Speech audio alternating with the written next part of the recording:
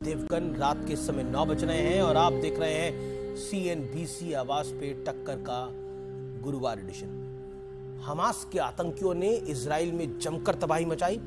Border के नजदीक एक गांव में 40 बच्चों को मार डाला जैसी खबर मिल रही है, लेकिन कुछ लोग हमास की दरिंदगी को नजरअंदाज करके उसे हक की और अपनी जमीन की लड़ाई बता रहे हैं। यह अफसोसजनक है, ऐसे लोग भारत में भी हैं। वहीं हमास के एक कमांडर महमूद अल जहर ने कहा है कि इजराइल तो केवल पहला लक्ष्य है, उसे पूरी दुनिया को अपना शासन देना है, अपना कानून चाहिए। वो दावा कर रहे हैं कि हमास सिर्फ फिलिस्तीन ही नहीं बल्कि पूरी दुनिया को आजाद करेगा और दुनिया में कोई भी यहूदी या ईसाई गद्दार नहीं बचेगा। ये वो कह रहा है। ऐसे में सवाल है कि अपने एजेंडे का खुलासा कर चुके हमास को अब भी कुछ लोग क्यों बचाने की कोशिश कर रहे हैं? कुछ नेता, कुछ पॉलिटिकल पार्टीज उनके समर्थन में क्यों हैं? तो आज इसी पर होगी जोरदार टक्कर। हमास का अत्याचार, मानवता शर्मसार, लेकिन हमारे देश में नेता हैं फिर भी सवार। आज उनसे सवाल मैं पूछता हूं, क्या आपको नहीं लगता कि चंद वोटों के लिए, एक वोट बैंक के लिए क्या मानवता को भी हम पीछे कर देंगे? ये सवाल आज मेरा CNBC आवाज की टक्कर में तमाम उन समर्थकों से है, तमाम उन नेताओं से है जो हमास का समर्थन कर रहे हैं, गाहे बगाहे समर्थन कर रहे हैं।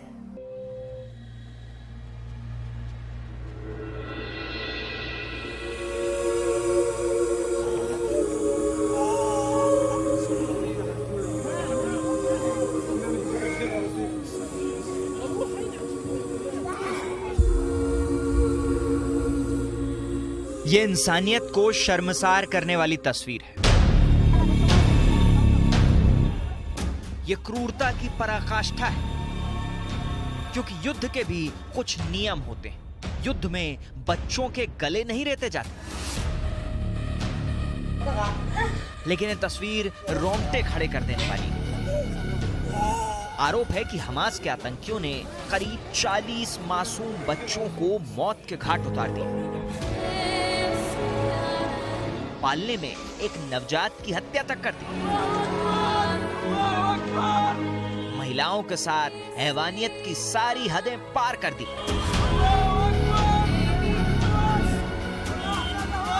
I never really thought that I would see and have confirmed pictures of terrorists beheading children. लेकिन आज हमास के समर्थन में खड़े होने वालों के चेहरे से भी नकाब उतरना जरूरी है, क्योंकि जिसे हक की लड़ाई कहकर सपोर्ट किया जा रहा था, उसका असली मकसद सामने आ गया है। हमास कमांडर महमूद अल जहर का एक संदेश सामने आया है, जिसमें वो कह रहा है कि इजराइल केवल पहला लक्ष्य है, पूरी दुनिया हमारे कानून के दायरे में होगी, कोई यहूदी या ईसाई गद्दार नहीं बचेगा। हमास सिर्फ फिलिस्तीन ही नहीं बल्कि पूरी दुनिया को आजाद करेगा।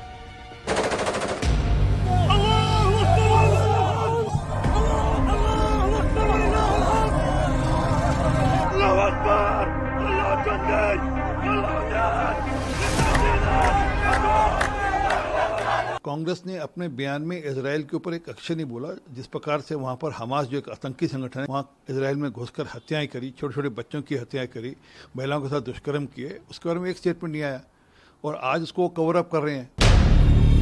हमास के आतंकियों का एक और वीडियो सामने आया है, जरा सुनिए। इजराइल में पकड़ा गया ये आतंकी क्या कह रहा है। مظبوط شو بدهم يسوون؟ يوسخوا فيهم يعني ينيلوهم كلمة بس هذيك وليش اخذوا الاولاد الصغار الاطفال؟ عشان سخنوهم।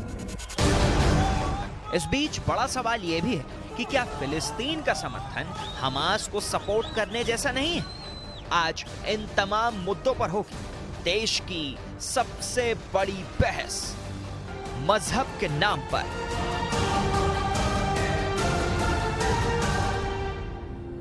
मजहब के नाम पर क्या ये सब कुछ जस्टिफाई किया जा सकता है? लेकिन अब वक्त है सुप्रसिद्ध विश्लेषण का, और इस विश्लेषण को हर उस लॉबी के व्यक्ति को देखना चाहिए जो फिलिस्तीन को समझता है वो फिलिस्तीन अलग है और हमास अलग है। फिलिस्तीन और हमास एक कैसे है, फिलिस्तीन इज इक्वल टू हमास का समर्थन कैसे एक जैसा है, उसका विश्लेषण आज मैं दिखाने जा रहा हूं। तथ्य नंबर 1, फिलिस्तीन का सैन्य राजनीतिक संगठन है हमास। तो फिलिस्तीन और हमास अलग कैसे हो सकते हैं? दूसरा बड़ा तथ्य, फैक्ट, हमास गाजा पट्टी में शासन करता है जबकि पूरे देश में फिलिस्तीन अथॉरिटी का शासन है और दोनों एक दूसरे के पूरक हैं। तीसरा बड़ा तथ्य, हमास और फिलिस्तीन अथॉरिटी दोनों इजराइल के कट्टर विरोधी हैं, दोनों एक साथ काम कर रहे हैं। चौथा तथ्य, हमास के शासन वाली गाजा पट्टी फिलिस्तीन का ही हिस्सा है, यानी जहां हमास का शासन है वो गाजा पट्टी फिलिस्तीन का हिस्सा है। तो हमास और फिलिस्तीन अलग कैसे हो सकता है? जैसे लश्कर तैयबा और पाकिस्तान अलग नहीं है, जैसे जैशे मोहब्बत और पाकिस्तान अलग नहीं है, ये सब एक है। जैसे तालिबान और अफगानिस्तान अलग नहीं है, इसलिए हमास और फिलिस्तीन एक है। पांचवा तथ्य, हमास और फिलिस्तीन अथॉरिटी दोनों धार्मिक तौर पर जुड़े हुए हैं। बड़ा सवाल, क्या कुछ नेता फिलिस्तीन का समर्थन कर हमास को कवर फायर दे रहे हैं और यह उनकी स्ट्रैटेजी है एक पर्टिकुलर वोट बैंक के लिए? यह एक मूल सवाल बनता है। मेरे साथ गौरव भाटिया है, बीजेपी के प्रवक्ता, मेरे साथ RSN सिंह है, रक्षा विशेषज्ञ, वारिस पठान है, प्रवक्ता AIMIM के, अतिकुर रहमान है, जाने माने मुस्लिम चिंतक हैं, स्कॉलर हैं, शहजाद खान है, जाने माने अभिनेता। आप तमाम लोगों का अभिनंदन है इस चर्चा में। मैं सबसे पहले RSN इस चर्चा की शुरुआत आपसे करता हूं और आपको 50 सेकंड का मौका देता हूं बात को रखने के लिए।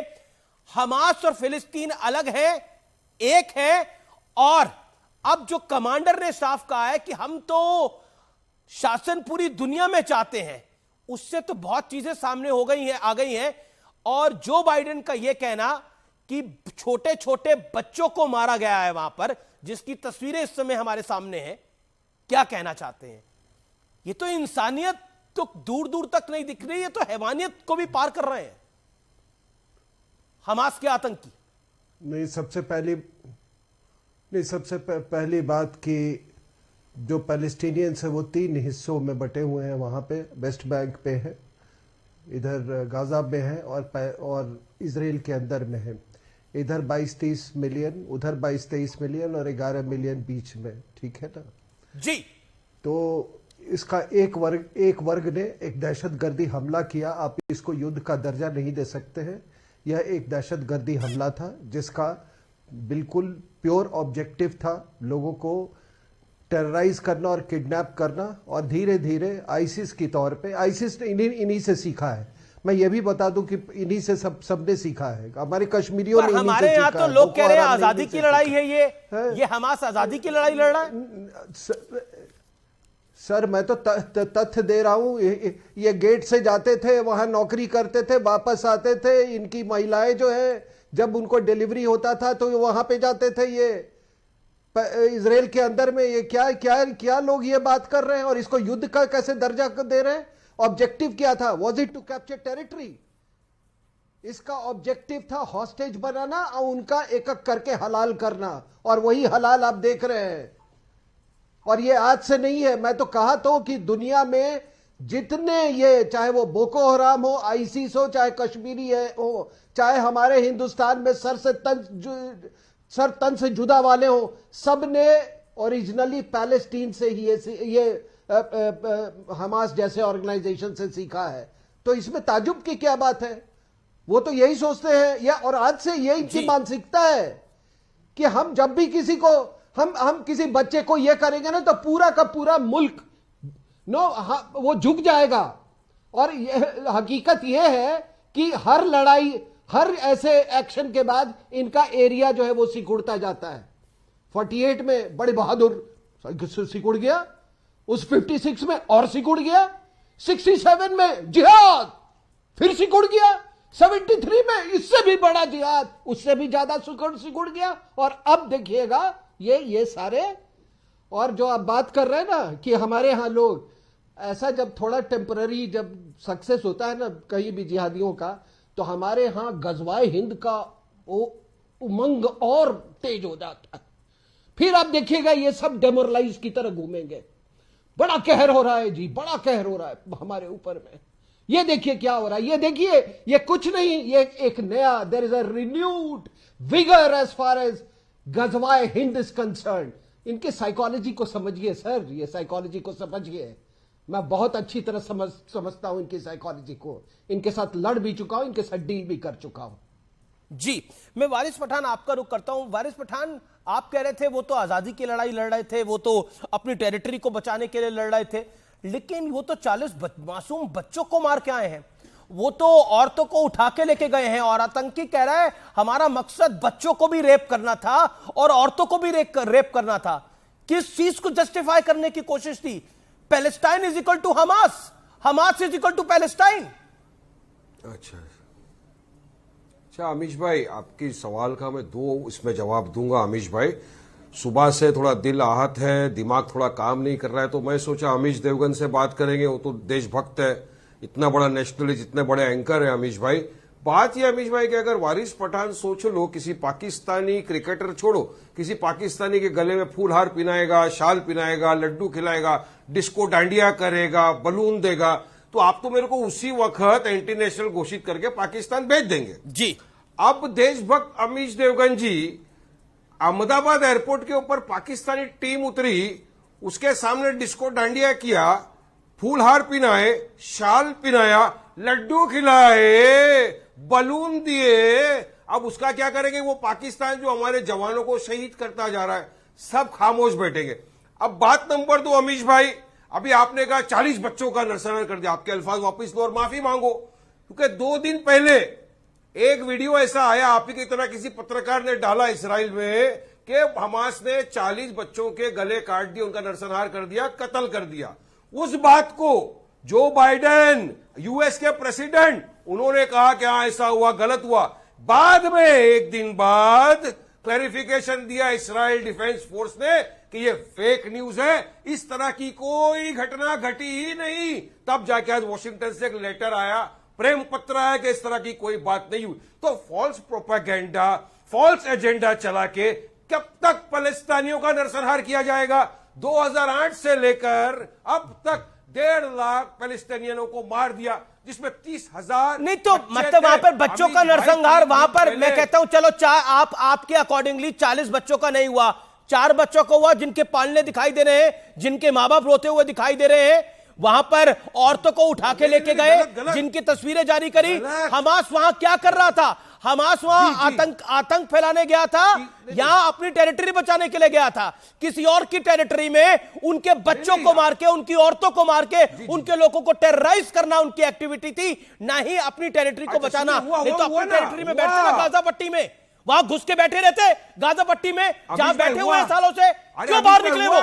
अरे अमीश भाई, सही बात, 300 से ज्यादा बच्चों का हुआ है कत्ल, मगर पैलेस्टाइनियों के, उनको हॉस्पिटलों के अंदर मेडिसिन नहीं मिल रहा है अमीश भाई। 2 दिन पहले इस्राइल के डिफेंस मिनिस्टर ने खाना बंद कर दिया, पानी बंद कर दिया। उनके लोगों को मारोगे, वो पानी और खाना नहीं बंद करेंगे, उसका पानी तो बंद करेंगे ना, काम चलेगा। उनके बच्चों को मारोगे, उनकी औरतों को उठाओगे, उनके लोगों को में दहशत फैलाओगे, वो हुक्का पानी तो बंद करेंगे ही करेंगे ना अमीश भाई। नहीं अमीश भाई, दिल पे हाथ रख के बोलिए, ये एक्ट ऑफ टेरर है कि नहीं? एक धड़कन रुक जाएगी झूठ बोलेंगे तो। बोलिए एक्ट ऑफ टेरर है कि नहीं? मासूम बच्चों का खाना पानी छीन लेंगे जो हमस ने किया, वॉर क्राइम के अगेंस्ट है कि नहीं, ये बताइए। एक्ट ऑफ सर्वाइवल है, एक्ट ऑफ सर्वाइवल है। इस्राइल क्या कर रहा है? जो इजराइल कर रहा है। गौरव भाटिया